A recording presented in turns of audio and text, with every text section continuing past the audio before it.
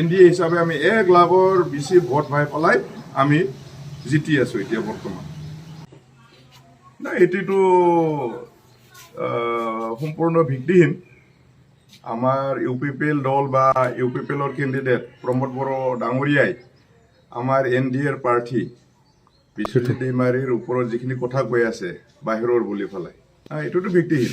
বিশ্বজিৎ দৈমাৰী হ'ল আমাৰ তামোলপুৰ জিলাৰ এজন বাসিন্দা। আগত সমষ্টি এটাই আছিলে তামোলপুৰৰ, তেখেত প্ৰাক্তন MLA। তো তেখেত কোনো দিনে বাহিৰৰ হ'ব নোৱাৰে বিশ্বজিৎ দৈমাৰী। ক'ব গ'লে প্ৰমোদ বড়োহে মানে BTCৰ বাহিৰত থাকে। তেখেতে মানে কামৰূপ জিলাৰ ৰঙিয়াতহে থাকে প্ৰমোদ বড়ো। তামোলপুৰত তাৰ মানে নাই, ভিত্তিয়ে নাই। 20-25 বছৰ তেখেত ৰঙিয়াত বিল্ডিং বনাই পেলাই তাত থাকি আহিছে প্ৰমোদ বড়োৱে ৰঙিয়াত। তো ইলেকশ্যন খেলাৰ কাৰণেহে তেখেত তামোলপুৰত ইয়াৰ আগমন কৰিছে। তো এটা কথা আছে, ওপৰত চাই যদি থু পেলাই নিজৰ তাতে লাগে। বেলেগক বদনাম কৰাৰ আগতে নিজে ভাবিব লাগিছিল তেখেত যে ৰঙিয়াৰহে মানে বাসিন্দা, ৰঙিয়াত থাকে বিল্ডিং বনাই পেলাই।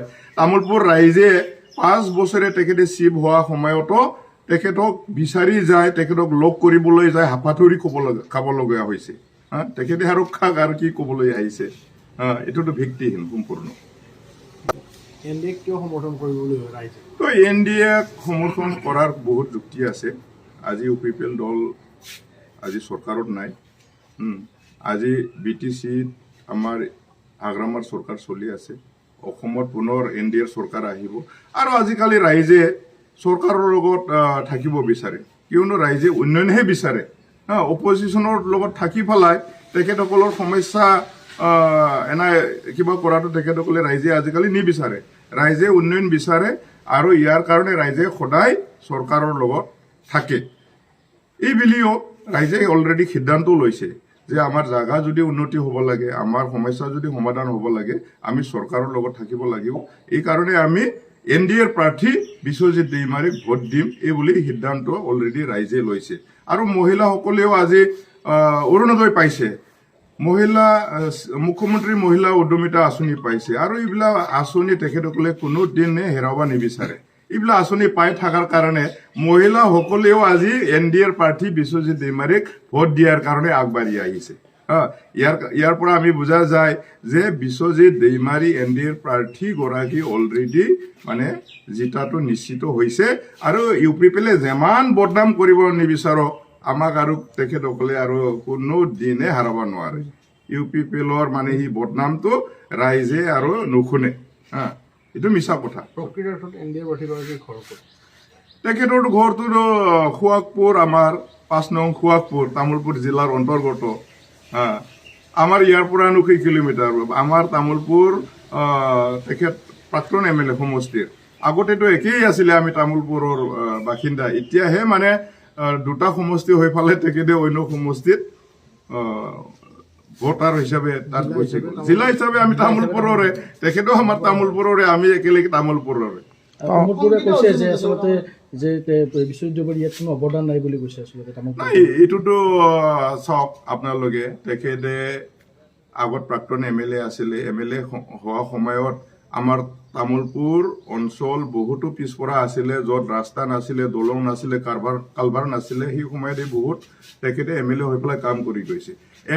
MP হোৱা টাইমতো তেখেতে বহুতো আমাৰ তামোলপুৰত আঁচনি দিছে, বহুতো মানে এই অঞ্চলৰ সমস্যাখিনি সমাধান কৰাৰ কাৰণে তেখেতে চেষ্টা চলাই আহিছে। কিন্তু তেখেতক পানেৰীত যিহেতু MLA বনাই দিলে, তো তেখেতে সমষ্টিৰ বাহিৰতো MLA এজনে কাম কৰিব নোৱাৰে। তেখেতে পানীৰ কাৰণে বহুতো কাম কৰিছে। এইবাৰ আমাৰ ইয়াত NDA আমাৰ 3টা দলে, BPF, BJP, AJP 3টা দলে সিদ্ধান্ত লৈ পেলাই তেখেতক তামোলপুৰৰ বিধায়ক হোৱাৰ কাৰণে বা তামোলপুৰৰ কেণ্ডিডেটৰ কাৰণে পঠাই দিছে। এইবাৰ জিতাৰ পিছত তেখেতে নিশ্চয় তামোলপুৰৰ কাৰণে কাম কৰিব। এইটোৱে কথা। অৰ্থাৎ 2001 চনতে আচলতে উন্নয়নৰ নক্সা তেখেতে বহুতে বদলাই দিছে। য'ত চাইকেল চলাব নোৱাৰা আছিলে, য'ত কালভাৰ নাছিলে, বাইক এখন ঠেলা এখন যাব নোৱাৰা আছিলে, সেই সময়তে বহুত কালভাৰ দলং বনাই পেলাই তেখেতে তামোলপুৰৰ নক্সা বদলি কৰিছিলে। আমাৰ UPPLটো শংকিত হ'বই, চৰকাৰত নাই যিহেতু কোনে ভোট দিব।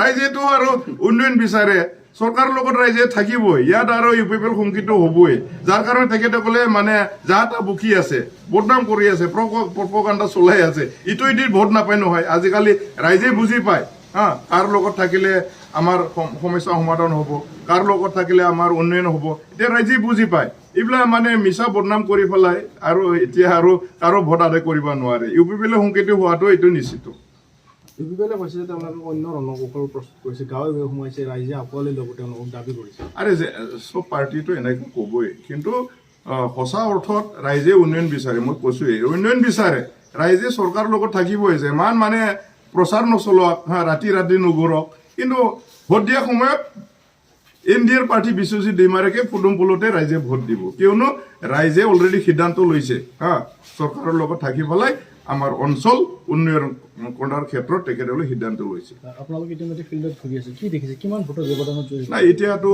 আমি যি গাঁৱে ভূঞে মিটিং কৰি পেলাই আমি ঘূৰি পেলাই আমি যিটো ৰাইজৰ সঁহাৰি পাই আছো তো বহুত আমাৰ ভাল আমি